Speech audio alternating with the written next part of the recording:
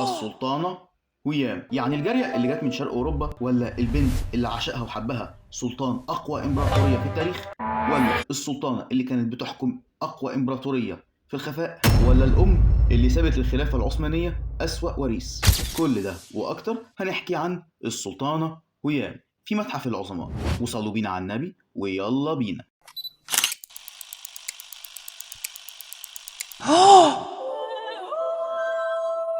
في يوم من الأيام في سنة من السنين في بلدة روهيتين بأوكرانيا سنة 1505، قسيس أرثوذكسي مراته بتجيب له أجمل بنوتة اسمها ألكسندرا أو روكسلانا، لكن الأكيد إن إحنا هنعرفها قدام باسم السلطانة هيام. وعدت الأيام والسنين والبنوتة الصغيرة دي كبرت وبقت شابة جميلة، جمالها يحكي ويتحكى عنه. وتيجي اللحظة اللي غيرت حياة ألكسندرا للأبد. وفي غارة من غارات تتار القرم يلمحوها ويخطفوها وكمان يبيعوها لتجار العبيد. وفي رحلة عبر البحار في سفينة مع بطلتنا ألكسندرا وغيرها من البنات اللي بقوا عبيد، السفينة بتوصل لسواحل الدولة العثمانية، وهناك بتتباع للقصر العثماني وتبقى جارية من الجواري في الحرملك بالقصر العثماني. هناك في القصر العثماني ألكسندرا أشهرت إسلامها وبقت هيام، أو زي ما العثمانيين أو الأتراك حياة بيقولوها خرم، واللي معناها المرحة. وكمان اتعلمت حاجات كتير أهمها اللغة العربية. هيام رغم إنها كانت معروفة بالجمال والمرح إلا إنها برضو كانت معروفة بالذكاء، وبذكائها عرفت تخلي السلطان سليمان القانوني بنفسه يقع في حبها.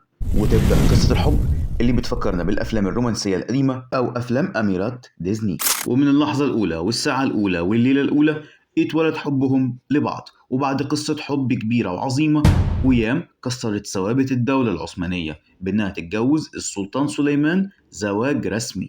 وكمان قصة الحب دي تكمل بأن ربنا رزقهم بست أبناء، الأمير محمد والأميرة مريم والأمير عبد الله، لكنه توفى وهو عنده 3 سنين. ويجي من بعده الأمير سليم والأمير بايزيد، وطبعا آخر العنقود الأمير جهانجير. وقصة حبهم برضو تكبر وتكبر، ونفس الوقت السلطانة هيام مكانتها بتزيد أكتر وأكتر، إذا كان في عين حبيبها وزوجها السلطان سليمان أو في عيون كل من في القصر. مكانتها كانت عالية لدرجة بأنها تخطت مكانة ناهد دوران أو ماه دوران، أم ولي عهد الدولة العثمانية الأمير مصطفى، أكبر أبناء السلطان سليمان.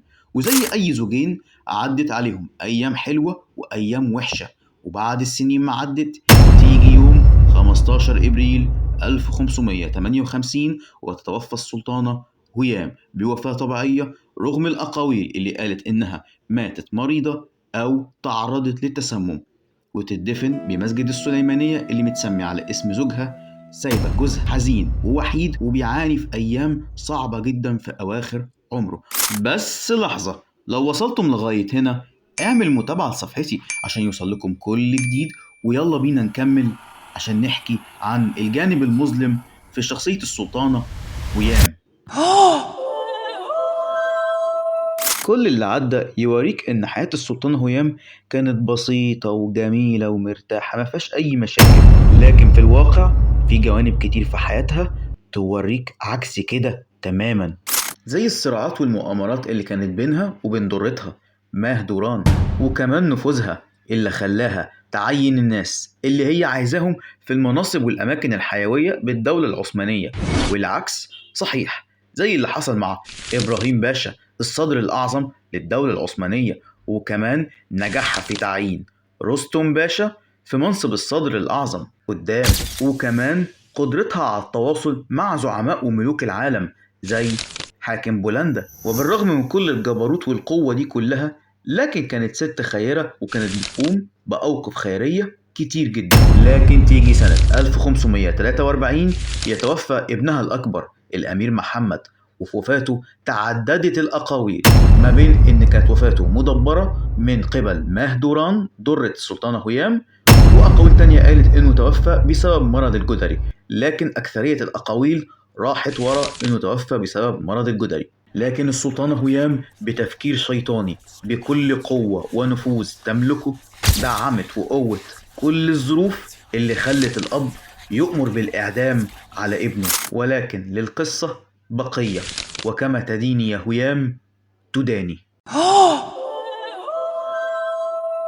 بعد مقتل الأمير مصطفى على يد أبوه ومؤامرة السلطان هيام ضده، كان لابد لعدالة السماء أن تختص له، وكما تديني يا هيام تداني. وتعالوا نعرف مين هم ضحايا السلطان هيام، ضحايا نفوذها وقوتها ومكرها. الضحية الأولى الأمير جهانكير. توفى الأمير جهانكير بسبب الحزن على مقتل أخوه الأكبر الغير شقيق الأمير مصطفى، رغم أنه كان مولود بمشاكل صحية، كان أحدب.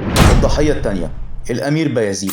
بعد وفاة السلطان هيام مباشرة اشتد الصراع بينه وبين أخوه الأكبر الأمير سليم الثاني، وكان صراعهم صراع حياة أو موت، وينتهي الصراع لصالح الأمير سليم الثاني.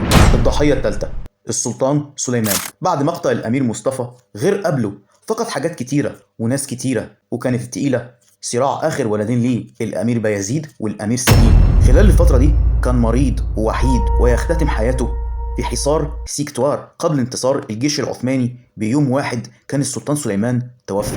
الضحية الرابعة الدولة العثمانية، لأن كرسي الملك بقى من نصيب الأمير سليم الثاني اللي كان ضعيف وكان مدمن للخمر. هيام ممكن نقول عليها إنها تجسيد لحاجات كتير، يعني القروية اللي بقت ملكة، يعني الست لما تبقى عندها القوة والنفوذ، ولا كده النسا. حاجات كتير لا تعد ولا تحصى. لكن سؤالي ليكو، هل السلطانة هيام هي أسوأ ملكة على مر التاريخ ولا في الأسوأ منها؟ ده سؤالي ليكو. ولو عجبكم المقطع اعملوا لايك وشير وسبسكرايب للقناة، وقولوا لي رأيكم في التعليقات، وقولوا لي مين حابين نتكلم عنه بالفيديوهات الجاية. وبس كده، سلام.